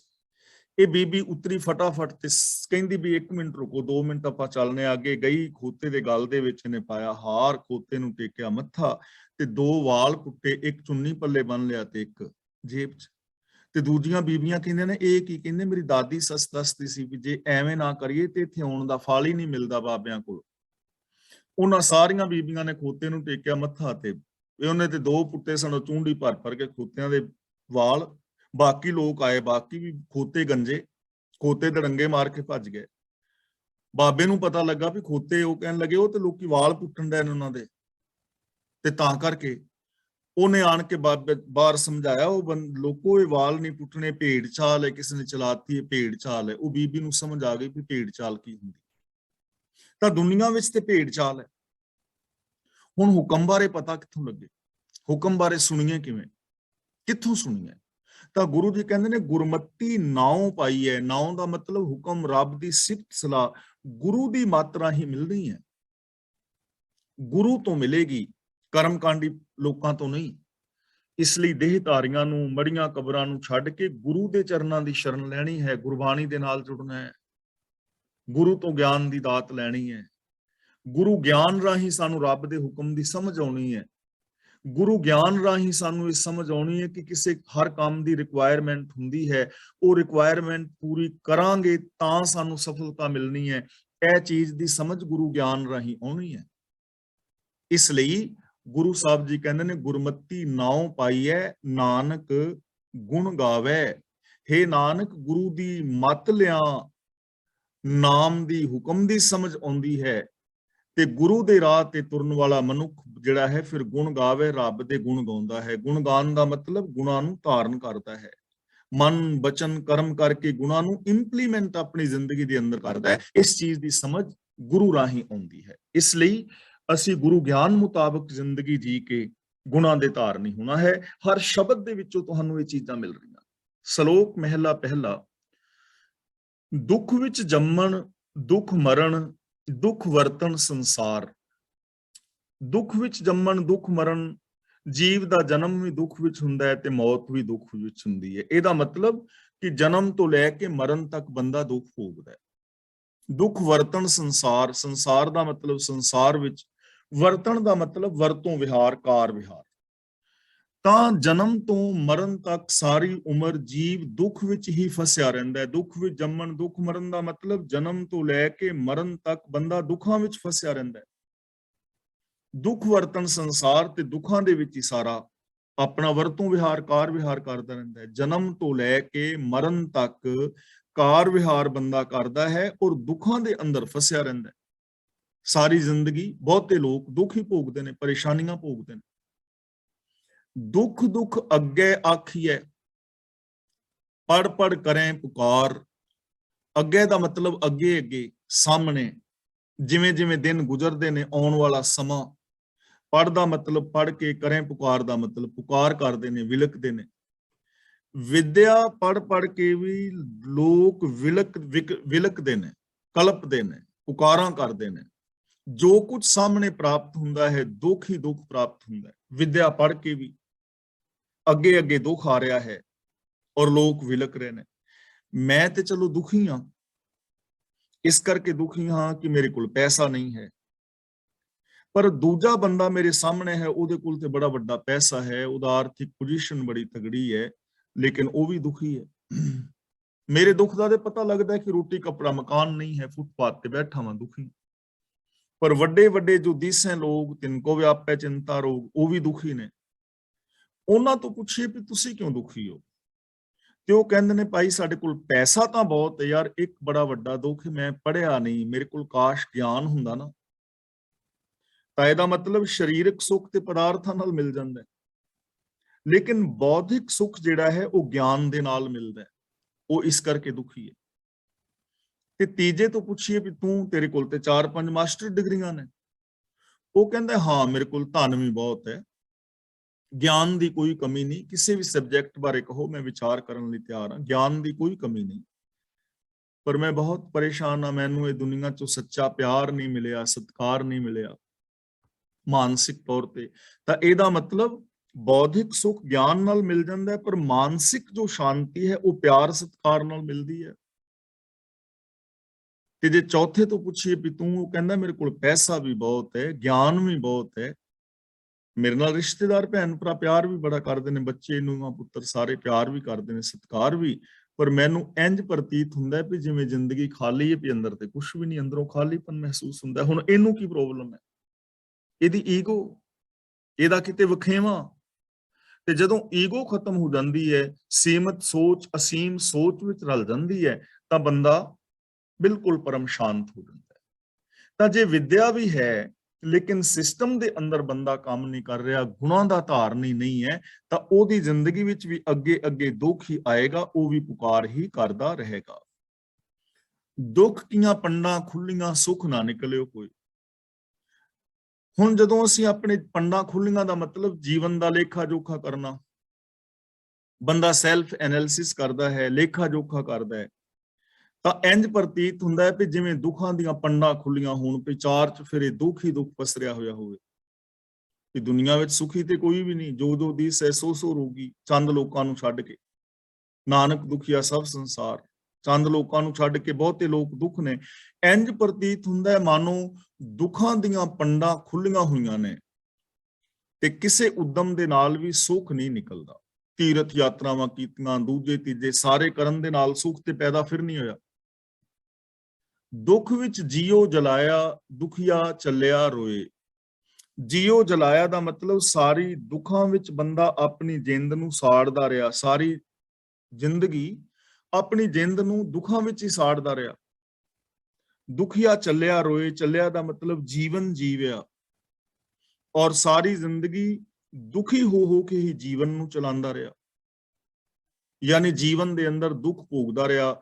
ਤੇ ਜੇ ਦੁਖੀਆ ਚੱਲਿਆ ਰੋਏ ਦਾ ਮੀਨਿੰਗ ਕਰੀਏ ਵੀ ਮਰਿਆ, ਸਰੀਰਕ ਤੌਰ ਤੇ ਮਰਿਆ ਵੀ ਤੇ ਦੁਖੀ, ਦੁੱਖ ਦੇ ਵਿੱਚ ਹੀ ਮਰ ਗਿਆ, ਦੁੱਖ ਦੇ ਵਿੱਚ ਆਪਣੀ ਜਿੰਦ ਨੂੰ ਸਾੜਦਾ ਰਿਹਾ, ਜਨਮ ਤੋਂ ਲੈ ਕੇ ਮਰਨ ਤੱਕ ਉਹ ਦੁੱਖ ਹੀ ਭੋਗਦਾ ਰਿਹਾ, ਔਰ ਜੀਵਨ ਨੂੰ ਉਹਨੇ ਦੁੱਖਾਂ ਦੇ ਅੰਦਰ ਹੀ ਚਲਾਇਆ। ਤਾਂ ਇਹਦਾ ਹੱਲ ਕੀ ਹੈ ਫਿਰ? ਕਿ ਸਾਰੇ ਦੁਖੀ ਨੇ? ਗੁਰੂ ਜੀ ਕਹਿੰਦੇ ਸਾਰੇ ਦੁਖੀ ਨਹੀਂ ਹਨ, ਇਹ ਦੁਨੀਆ ਵਿੱਚ ਸੁਖੀ ਵੀ ਨੇ ਲੋਕ, ਸੁਖੀ ਵੀ ਹੋਇਆ ਜਾ ਸਕਦਾ ਹੈ। ਉਹ ਕਿਵੇਂ? ਨਾਨਕ ਸਿਫਤੀ ਰਤਿਆਂ ਮਨ ਤਨ ਹਰਿਆ ਹੋਏ। ਸਿਫਤੀ ਦਾ ਮਤਲਬ ਰੱਬ ਦੀਆਂ ਸਿਫਤਾਂ ਵਿੱਚ, ਗੁਣਾਂ ਵਿੱਚ, ਸਿਫਤ ਸਲਾਹ ਵਿੱਚ। ਜੇ ਪ੍ਰਭੂ ਦੀ ਸਿਫਤ ਸਲਾਹ ਵਿੱਚ ਰੰਗੇ ਜਾਈਏ ਤਾਂ ਤਨ ਮਨ ਹਰਾ ਭਰਾ ਹੋ ਜਾਂਦਾ ਹੈ, ਫਿਰ ਦੁੱਖਾਂ ਦੇ ਅੰਦਰ ਬੰਦਾ ਸੜਦਾ ਨਹੀਂ, ਫਿਰ ਅੰਦਰ ਖੇੜਾ ਪੈਦਾ ਹੋ ਜਾਂਦਾ ਹੈ, ਫਿਰ ਅੰਦਰ ਦੀ ਅੱਗ ਤਪਸ਼ ਜਿਹੜੀ ਹੈ ਬੁਝ ਜਾਂਦੀ ਹੈ। ਜੇਕਰ ਬੰਦਾ ਸਿਫਤੀ ਰਤਿਆ, ਜੇ ਬੰਦਾ ਸ਼ੁਭ ਗੁਣਾਂ ਦੇ ਨਾਲ ਆਪਣੇ ਆਪ ਨੂੰ ਰੰਗ ਲੈ, ਮਨ ਬਚਨ ਕਰਮ ਕਰਕੇ ਗੁਣਾਂ ਦਾ ਧਾਰਨੀ ਹੋ ਜਾਏ, ਤਾਂ ਇਹਦਾ ਤਨ ਮਨ ਹਰਾ ਭਰਾ ਹੋ ਸਕਦਾ ਹੈ। ਫਿਰ ਇਹਦੇ ਅੰਦਰ ਵੀ ਖੁਸ਼ੀ ਹੋਵੇਗੀ, ਫਿਰ ਇਹਦੇ ਅੰਦਰ ਵੀ ਗਿਆਨ ਦਾ ਦੀਵਾ ਜਗੇਗਾ, ਔਰ ਇਹਦੇ ਜਿਹੜੇ ਬਾਹਰਲੇ ਕਰਮ ਨੇ ਉਹ ਵੀ ਸੁਖ ਔਰ ਸ਼ਾਂਤੀ ਵਾਲੇ ਹੋਣਗੇ। ਦੁੱਖ ਕੀਆ ਅੱਗੀ ਮਾਰੀਆਂ, ਪੀ ਦੁੱਖ ਦਾਰੂ ਹੋਏ। ਦੁੱਖ ਕੀਆਂ ਅੱਗੀ ਮਾਰੀਆਂ, ਦੁੱਖੀਆਂ ਦਾ ਮਤਲਬ ਦੁੱਖਾਂ ਦੀਆਂ ਅੱਗਾਂ, ਅੱਗੀ ਦਾ ਮਤਲਬ ਅੱਗਾਂ ਨਾਲ, ਮਾਰੀਆਂ ਦਾ ਮਤਲਬ ਮਾਰੇ ਜਾਂਦੇ ਨੇ।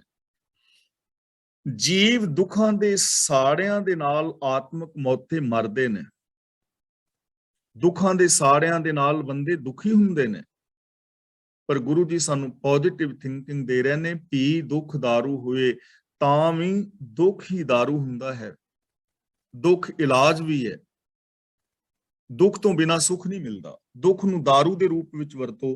ਦੋ ਤਰ੍ਹਾਂ ਦੇ ਲੋਕ ਨੇ, ਦੁੱਖ ਨੂੰ ਤੁਸੀਂ ਕਿਸ ਹਿਸਾਬ ਨਾਲ ਜੀਵਨ ਨੂੰ ਲਓਗੇ ਉਹਦੇ ਤੇ ਡਿਪੈਂਡ ਕਰੇਗਾ। ਮੈਂ ਤੁਹਾਨੂੰ ਇੱਕ ਪਹਿਲਾਂ ਵੀ ਇੱਕ ਚੁਟਕਲਾ ਸੁਣਾਇਆ ਸੀ ਤੇ ਉਹ ਮੈਂ ਫਿਰ ਦੁਹਰਾ ਦਿਆਂ ਜਿਸ ਕਰਕੇ ਸਮਝ ਆ ਜਾਏ। ਕੋਈ ਨਾ ਕਸਾਈ ਬੱਕਰੀ ਲੈ ਜਾ ਰਹੇ ਸਨ, ਤੇ ਬੱਕਰੀ ਪਿਛਾ ਨੂੰ ਖਿੱਚ ਰਹੀ ਸੀ, ਕਸਾਈ ਅੱਗੇ ਨੂੰ ਖਿੱਚਦੇ ਸਨ ਤੇ ਉਹ ਬੱਕਰੀ ਮਿਆਂ ਮਿਆਂ ਕਰਦੀ ਸੀ ਪਈ। ਤੇ ਬੱਚੇ ਨੇ ਆਪਣੇ ਪਿਤਾ ਤੋਂ ਪੁੱਛਿਆ, ਪਿਤਾ ਜੀ ਆ ਬੱਕਰੀ ਵਿਚਾਰੀ ਮਿਆਂ ਮਿਆਂ ਕਿਉਂ ਕਰਦੀ ਜਾਂਦੀ?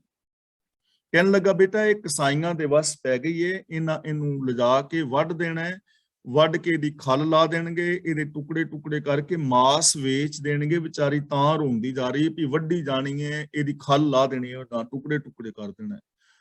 ਬੱਚਾ ਕਹਿੰਦਾ, ਅੱਛਾ ਅੱਛਾ, ਤਾਂ ਰੋਂਦੀ ਜਾਂਦੀ ਹੈ, ਮੈਂ ਸਮਝਿਆ ਵਿਚਾਰੀ ਨੂੰ ਖੁਰ ਸਕੂਲੇ ਛੱਡਣ ਚੱਲੇ ਨੇ, ਮੈਂ ਸਮਝਿਆ ਸਕੂਲੇ ਛੱਡਣ ਚੱਲੇ ਨੇ। ਤਾਂ ਹੁਣ ਉਹਨੂੰ ਸਕੂਲ ਦੁੱਖ ਪ੍ਰਤੀਤ ਹੋ ਰਿਹਾ ਨਾ ਬੱਚੇ ਨੂੰ, ਕਿ ਕਿੰਨਾ ਦੁੱਖ ਹੈ ਵੀ ਸਕੂਲ ਜਾਣਾ। ਹੁਣ ਜੇਕਰ ਬੱਚਾ ਇਸ ਦੁੱਖ ਨੂੰ ਸਮਝ ਕੇ ਸਕੂਲ ਜਾਵੇ ਹੀ ਨਾ, ਕਿ ਇਹ ਤੇ ਬੜਾ ਦੁੱਖ ਹੈ, ਇਹ ਤੇ ਬੜਾ ਲਫੜਾ ਹੈ, ਤੇ ਫਿਰ ਕੀ ਹਾਲ ਹੋਏਗਾ ਉਹ ਬੱਚੇ ਦਾ। ਉਹ ਜਿਹੜਾ ਦੁੱਖ ਹੈ ਨਾ, ਜਿਹਨੂੰ ਉਹ ਦੁੱਖ ਸਮਝ ਰਿਹਾ ਹੈ, ਉਹੀ ਦਾਰੂ ਹੈ, ਉਹੀ ਇਲਾਜ ਹੈ ਡਾਕਟਰ, ਇੰਜੀਨੀਅਰ, ਵਿਗਿਆਨਿਕ, ਮਨੋਵਿਗਿਆਨਿਕ ਬਣਨ ਦਾ। ਇਸ ਲਈ ਇਸ ਦੁੱਖ ਨੂੰ ਪੋਜ਼ਿਟਿਵ ਰੂਪ ਦੇ ਵਿੱਚ ਲਓਗੇ ਨਾ। ਜੇ ਖੇਤੀ ਕਰਨਾ, ਸਵੇਰੇ ਉੱਠਣਾ, ਹਲ ਵਾਹਣਾ ਕਿੰਨਾ ਔਖਾ ਹੈ, ਪਰ ਦਾਰੂ ਇਹ ਹੀ ਹੈ, ਤਾਂ ਹੀ ਫਸਲ ਆਉਣੀ ਹੈ, ਮੁੰਜੀ ਝੋਨਾ ਤਾਂ ਹੀ ਆਏਗਾ। ਜੇ ਸਵੇਰੇ ਉੱਠ ਕੇ ਬੱਚਿਆਂ ਨੂੰ ਤਿਆਰ ਕਰਨਾ ਕਿੰਨਾ ਔਖਾ ਹੈ, ਪਰ ਇਹ ਦਾਰੂ ਹੈ, ਇਹਨਾਂ ਨੂੰ ਤਿਆਰ ਕਰੋਗੇ, ਸਕੂਲੇ ਭੇਜੋਗੇ, ਪੜਾਓਗੇ, ਚੰਗੇ ਇਨਸਾਨ ਬਣਨਗੇ। ਗੁਰੂ ਜੀ ਕਹਿੰਦੇ ਨੇ ਬੇਸ਼ੱਕ ਦੁੱਖਾਂ ਦੀਆਂ ਪੰਡਾਂ ਖੁੱਲੀਆਂ ਹੋਈਆਂ ਨੇ, ਅਸੀਂ ਇਹਨਾਂ ਦੁੱਖਾਂ ਨੂੰ ਨੈਗੇਟਿਵ ਲੈ ਰਹੇ ਹਾਂ, ਪਰ ਗੁਰੂ ਜੀ ਕਹਿੰਦੇ ਨੇ ਇਹ ਦੁੱਖ ਹੀ ਤੁਹਾਡਾ ਦਾਰੂ ਨੇ, ਇਹ ਦੁੱਖ ਹੀ ਤੁਹਾਡੇ ਜੀਵਨ ਦੇ ਅੰਦਰ ਕਾਮਯਾਬੀ ਦਾ ਕਾਰਨ ਬਣ ਸਕਦੇ ਨੇ। ਮਹਿਲਾ ਪਹਿਲਾ, ਨਾਨਕ ਦੁਨੀਆ ਭਸ ਰੰਗ, ਪਸੂਹੂ ਪਸ ਖੇ। ਭਸ ਦਾ ਮਤਲਬ ਸਵਾ, ਦੁਨੀਆ ਰੰਗ ਦਾ ਮਤਲਬ ਦੁਨੀਆ ਦਾ ਰੰਗ, ਦੁਨੀਆ ਦਾ ਰੰਗ ਦਾ ਮਤਲਬ ਦੁਨੀਆ ਦੇ ਚੋਜ ਤਮਾਸ਼ੇ ਜਿਹੜੇ ਪਾਪਾਂ ਔਰ ਵਿਕਾਰਾਂ ਵਾਲੇ ਨੇ। ਤਾਂ ਗੁਰੂ ਜੀ ਕਹਿੰਦੇ ਨੇ ਇਹ ਜੋ ਦੁਨੀਆ ਦੇ ਰੰਗ ਤਮਾਸ਼ੇ ਸੀ ਨਾ, ਵਿਕਾਰਾਂ ਵਾਲੇ, ਇਹ ਸਾਰੇ ਸਵਾਹ ਦੇ ਬਰਾਬਰ ਨੇ। ਪਸੂਹੂ ਪਸਖੇ ਦਾ ਮਤਲਬ ਸਵਾਹ ਹੀ ਸਵਾਹ ਹੈ, ਨਿਰੀਖੇ ਹੈ, ਇਹ ਖੇਡਾਨ ਦੇ ਬਰਾਬਰ ਹੈ। ਜਿੰਨੇ ਵੀ ਕਾਮ, ਕ੍ਰੋਧ, ਲੋਭ, ਮੋਹ, ਈਰਖਾ, ਦਵੇਸ਼, ਜਿੰਨੇ ਵੀ ਇਹਨਾਂ ਦੇ ਵਿੱਚ ਰਸ ਲੈ ਰਹੇ ਹੋ, ਇਹ ਸਾਰੇ ਪਸ, ਇਹ ਖੇ ਹੈ, ਖੇ ਤੋਂ ਇਲਾਵਾ ਕੁਝ ਵੀ ਨਹੀਂ ਹੈ। ਇਹ ਖੇ ਸਿਰ ਚ ਪਾਉਣ ਵਾਲੀ ਗੱਲ ਹੀ ਹੈ। ਪਸੋ ਪਸ ਕਮਾਵਣੀ, ਪੀ ਪਸ ਭਰੀਏ ਦੇਹ। ਦੇਹ ਦਾ ਮਤਲਬ ਸਰੀਰ। ਇਹਨਾਂ ਰੰਗ ਤਮਾਸ਼ਿਆਂ ਵਿੱਚ ਲੱਗ ਕੇ ਖੇ ਹੀ ਖੇ ਬੰਦਾ ਕਮਾਉਂਦਾ ਹੈ, ਤੇ ਜਿਵੇਂ ਜਿਵੇਂ ਖੇ ਕਮਾਉਂਦਾ ਹੈ, ਪਸ ਕਮਾਵਣੀ ਦਾ ਮਤਲਬ ਖੇ ਇਕੱਠੀ ਕਰਦਾ ਹੈ, ਭੀ ਪਸ ਭਰੀਏ ਦੇ, ਇਹਦਾ ਜਿਹੜਾ ਸਰੀਰ ਹੈ ਉਹ ਵਿਕਾਰਾਂ ਨਾਲ ਲਿਬੜੀ ਜਾਂਦਾ ਹੈ। ਭਰੀਏ ਦਾ ਮਤਲਬ ਲਿਬੜ ਜਾਂਦਾ, ਜਿਵੇਂ ਕਹਿੰਦੇ ਮੇਰਾ ਹੱਥ ਭਰ ਗਿਆ, ਪੈਰ ਭਰ ਗਿਆ, ਪੰਜਾਬੀ ਚ ਲਿਬੜ ਜਾਂਦਾ ਹੈ ਸਰੀਰ, ਅੱਖਾਂ, ਕੰਨ, ਨੱਕ, ਇਹ ਸਭ ਇਹਦੇ ਗੰਦੇ ਹੋ ਜਾਂਦੇ ਨੇ, ਮਤਲਬ ਮਾੜੇ ਕਰਮ ਕਰਦੇ ਨੇ। ਜਾਂ ਜੀਓ ਵਿੱਚੋਂ ਕੱਢੀਏ ਪਸ਼ੂ ਭਰਿਆ ਜਾਏ। ਜੀਓ ਦਾ ਮਤਲਬ ਮਨ, ਜੇ ਵਿੱਚੋਂ ਜੀ ਕੱਢੀਏ, ਜੇ ਮਨ ਨੂੰ ਪਰਖੀਏ ਤਾਂ ਪਸ਼ੂ ਭਰਿਆ ਜਾਏ। ਜਾਏ ਦਾ ਮਤਲਬ ਜਗ੍ਹਾ, ਤਾਂ ਉਹ ਜਗ੍ਹਾ ਵੀ ਖੇ ਦੇ ਨਾਲ ਹੀ ਭਰੀ ਪਈ ਹੈ। ਜੇਕਰ ਪਾਸੀ ਪਸ ਕਮਾਵਾਂਗੇ, ਜੀਓ ਵਿੱਚੋਂ ਕੱਢੀਏ, ਬਸ ਜੀਵ ਦੇ ਵਿੱਚੋਂ, ਮਨ ਦੇ ਵਿੱਚੋਂ ਕੁਝ ਕੱਢ ਕੇ ਵੇਖੀਏ ਵੀ ਅੰਦਰ ਕੁਝ ਹੈ। ਪਸ਼ੂ ਭਰਿਆ ਜਾਏ, ਜਾਏ ਦਾ ਮਤਲਬ ਜਗ੍ਹਾ, ਤਾਂ ਉਹ ਜਗ੍ਹਾ ਵੀ ਸਵਾਹ ਦੇ ਨਾਲ ਹੀ ਭਰੀ ਪਈ ਹੈ, ਪਸ ਦੇ ਨਾਲ ਹੀ ਭਰੀ ਪਈ ਹੈ, ਅੰਦਰ ਵੀ ਖੇ ਭਰੀ ਪਈ ਹੈ। ਗਿਆਨ ਇੰਦਰੀਆਂ ਵਿੱਚ ਵੀ ਖੇ, ਅੱਖਾਂ ਮਾੜਾ ਵੇਖ ਰਹੀਆਂ ਨੇ, ਹੱਥ ਮਾੜਾ ਕਰ ਰਹੇ ਨੇ, ਤੇ ਮਨ ਨੂੰ ਅੰਦਰੋਂ ਖੋਜ ਕੇ ਵੇਖੀ ਤੇ ਅੰਦਰ ਵੀ ਪਸ ਭਰੀ ਪਈ ਹੈ, ਮੈਂਟੈਲਿਟੀ ਵੀ ਗੰਦੀ ਹੈ। ਅੱਗੇ ਲੇਖੇ ਮੰਗੇ ਹੋਰ ਦਸੂਣੀ ਪਾਏ। ਅੱਗੇ, ਅੱਗੇ ਦਾ ਮਤਲਬ ਆਉਣ ਵਾਲੇ ਫਿਊਚਰ ਵਿੱਚ, ਲੇਖਾ ਮੰਗੇ ਦਾ ਮਤਲਬ ਲੇਖਾ ਹੁੰਦਾ ਹੈ, ਲੇਖਾ ਮੰਗੇ ਦਾ ਮਤਲਬ ਲੇਖਾ ਹੁੰਦਾ ਹੈ। ਜਦੋਂ ਲੇਖਾ ਹੁੰਦਾ ਹੈ ਤਾਂ ਹੋਰ ਦਸੂਣੀ ਪਾਏ, ਤਾਂ ਸਿਰ ਦੇ ਵਿੱਚ ਸਵਾਹ 10 ਗੁਣਾ ਹੋਰ ਪੈਂਦੀ ਹੈ। ਇੱਥੇ ਹੋਰ ਦਸੂਣੀ ਪਾਏ ਦਾ ਮਤਲਬ ਬੰਦੇ ਨੂੰ ਸ਼ਰਮਿੰਦਗੀ ਉਠਾਣੀ ਪੈਂਦੀ। ਜਦੋਂ ਲੇਖਾ ਮੰਗਿਆ ਜਾਏ, ਲੇਖਾ ਕੀਤਾ ਜਾਏ, ਹਿਸਾਬ ਕਿਤਾਬ ਕੀਤਾ ਜਾਏ ਜ਼ਿੰਦਗੀ ਦਾ, ਚਾਰ ਬੰਦਿਆਂ 'ਚ ਬਹਿ ਕੇ ਜਾਂ ਇਕੱਲਾ, ਤਾਂ ਸ਼ਰਮਿੰਦਗੀ ਮੱਥੇ ਪੈਂਦੀ ਹੈ, ਸ਼ਰਮਿੰਦਗੀ ਦੀ ਸੁਆਹ ਪੈਂਦੀ ਹੈ, ਬੰਦਾ ਆਪਣੇ ਆਪ ਤੋਂ ਸ਼ਰਮਸਾਰ ਹੁੰਦਾ ਹੈ। ਪੌੜੀ, ਨਾਏ ਸੁਣੇ ਸੁਚ ਸੰਜਮੋ ਜਮ ਨੇੜ ਨਾ ਆਵੇ। ਜੇ ਪ੍ਰਭੂ ਦੀ ਰਜ਼ਾ ਭਾਣੇ ਨੂੰ ਸੁਣਿਆ ਔਰ ਮੰਨਿਆ ਜਾਏ, ਮਨ ਵਿੱਚ ਵਸਾਇਆ ਜਾਏ, ਤਾਂ ਸੋਚ ਵੀ ਪੈਦਾ ਹੋ ਜਾਂਦੀ ਹੈ, ਅੰਦਰ ਦੀ ਸੁਚਮਤਾ।